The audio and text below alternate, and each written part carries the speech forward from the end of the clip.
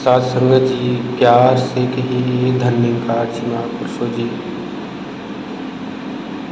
सतगुरु माता सुदीक्षा शबिंदर हरदेव जी महाराज की जय। निरंकारी राजमाता गुरु बचन अवतार की जय। साध संगत जी कहते हैं कि लहरें खाएंगी हिचकोले, नैया डगमगाएगी, है अगर विश्वास का चप्पू नैया डूब न पाएगी। सत्संग जी ज्ञान की नाव जो सतगुरु के द्वारा मिली है, इसके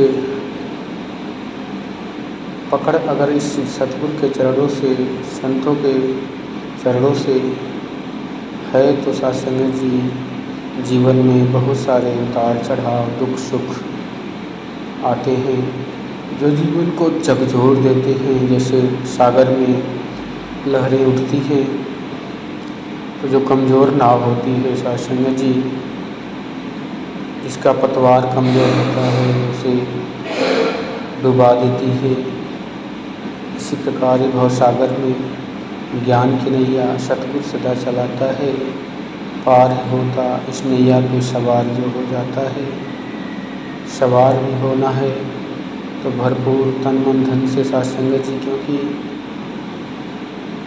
अगर सत्संग जी केवल दिखावे रूप में या केवल दुख के पाके कोई इंसान इस ब्रह्म ज्ञान को धारण करता है तो लाजिम है कि वो कुछ दिन के बाद टूट जाएगा।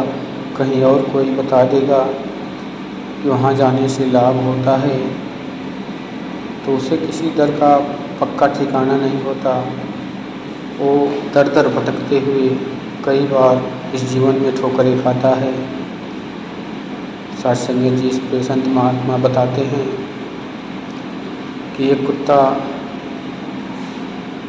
पालतू होता है और एक फालतू होता है। सत्संग जी जो पालतू होता है सत्संग जी, वो अपने मालिक पर निर्भर होता है कि जब भी मेरा मालिक भोजन करेगा तो मुझे अवश्य खिलाएगा, और वो शांत और आनंद में मग्न रहता है और दौड़ता भी ज़्यादा नहीं। लेकिन सत्संग जी जो फालतू होता है वो दिन रात दौड़ लगाता है, कई बार भोजन की तलाश में चोरी करता है और डंडे की मार भी खाता है, फिर भी उसका पेट नहीं भरता। कहने का तात्पर्य है सत्संग जी कि हम भक्ति तो दिखावे रूप में कर रहे हैं कि चलो दुख हमारा ठीक हो जाएगा, तो हम इस भगवान को नहीं मानेंगे, फिर दूसरा भगवान बदल लेंगे।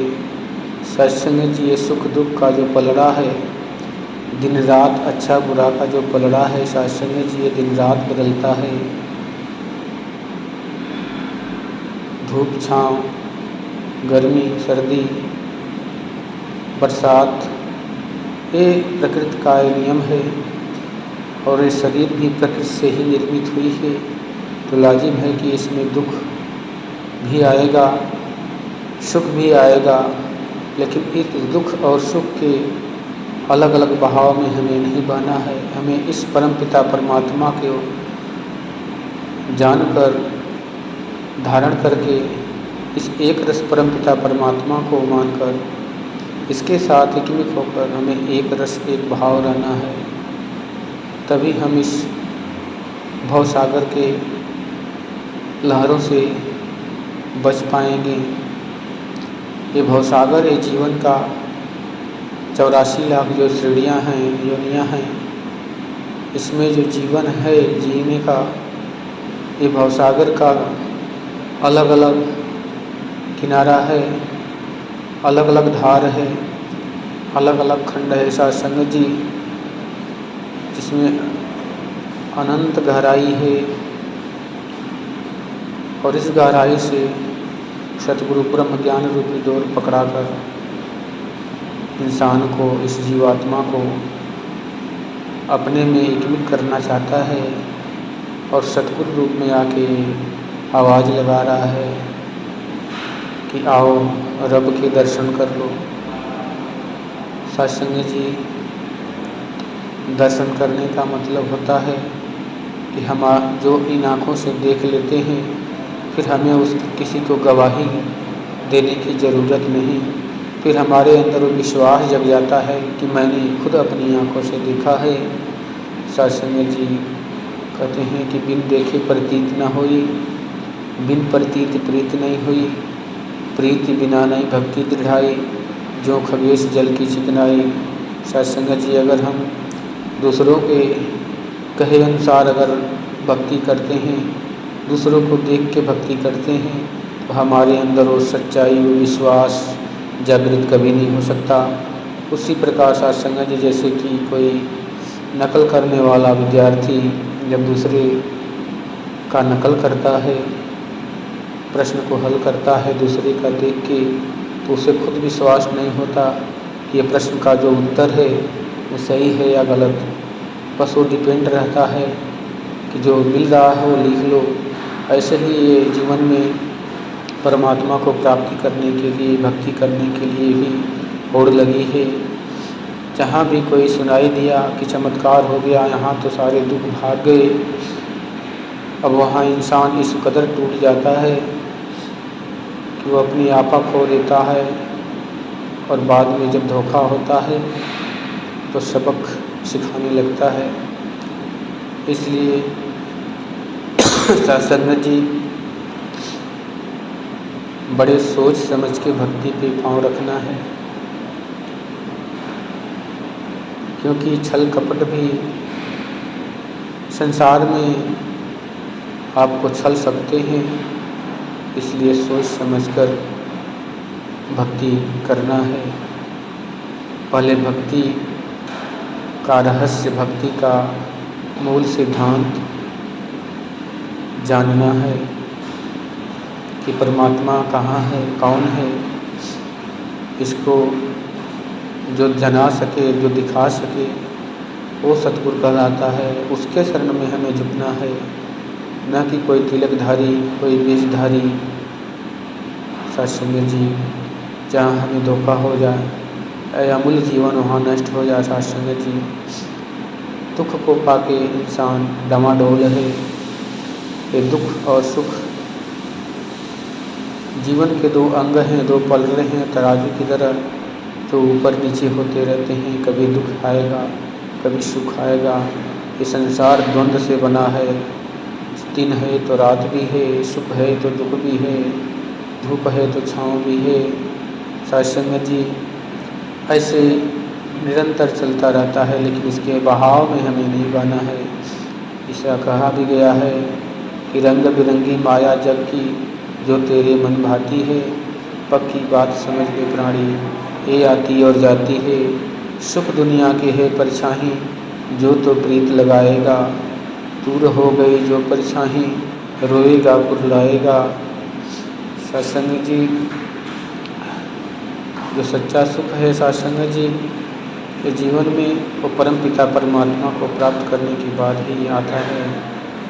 जो हम इन वस्तुओं के अंदर सुख खोजते हैं कि हम अच्छे मकान बना लेंगे, अच्छी गाड़ियाँ खरीद लेंगे, तो हमारे जीवन में सुख आएगा। सत्संग जी, ये सुख तो कुछ क्षण के लिए महसूस कर सकते हैं, लेकिन जब ये जाता है सत्संग जी, तो हमारा जो पहले का भी विश्वास, धन दौलत सब कुछ साथ में लेके जाता है। उस आंधी की तरह, उस समुद्र की लहरें की तरह जो किनारे आता है तो सारे कुछ हिला के चला जाता है। तो सत्संग जी, पहले इस परम पिता परमात्मा को जानने की चेष्टा करना है कि कौन इसे दिखा रहा है। आज तो बड़े साधारण रूप से सतगुरु माता सुदीक्षा शबरिंदर हरदेव जी ने इतना कृपा किया है कि हर जगह, हर जिला, हर गांव के अंदर लगभग सत्संग का आयोजन करके हर उस मानव तक ये अपने संदेश पहुंचाने के प्रयास कर रहे हैं कि हर इंसान इसका लाभ उठा ले। सत्संग जी, सतगुरु दिन रात अपने सुख शांति को निछावर करके मानवता के कल्याण में जगह जगह जाकर, देश विदेश तक जाकर, जाति पात न देखकर ऊंच नीच न देखकर, अमीर गरीब न देखकर सभी को ये परमात्मा को प्राप्ति का लाभ देना का कृपा कर रही हैं। फिर भी अगर साध संगत जी कोई ऐसे समय में अगर इस परमपिता परमात्मा को प्राप्त न कर पाए तो उसके फूटे भाग्य हैं। जैसे कहते हैं कि धूप हो और कोई धूप का आनंद भी न ले पाए, बरसात हो और बरसात में भीग न पाए। तो साध संगत जी ये रहमत की बरसात सद्गुरु कर रहे हैं, जिसको लेके इस आत्मा को धन्य किया जा सकता है, आत्मा को मुक्त किया जा सकता है। जो जीवन मरण का चक्र है ये 84 लाख योनियों का, इसे परमात्मा को जान के देख के इसे खत्म किया जा सकता है। शास्त्र में जी कहते हैं कि पहले दर्शन मगरो प्रीति, कहते हैं कि पहले दर्द देखो फिर प्रीत करो, फिर इससे नींव लगाओ और जान जाओ तो फिर इससे दूर मत जाओ। शास्त्र जी बड़े प्यार और सत्कार से बोलिए जी, धन्यकार जी। जो भी त्रुटियाँ हों बख्श लेना और अपने चरणों से लगाए रखना। शास्त्र जी दास आप जी के चरणों का बालक है, शुद्ध बुद्ध देना, पूरे परिवार में सुमति देना। जहाँ सुमति तहाँ संपत्ति नाना, जहाँ कुमति तहाँ विपत्ति निधाना। शास्त्र जी बड़े प्यार से कहिए धन्य।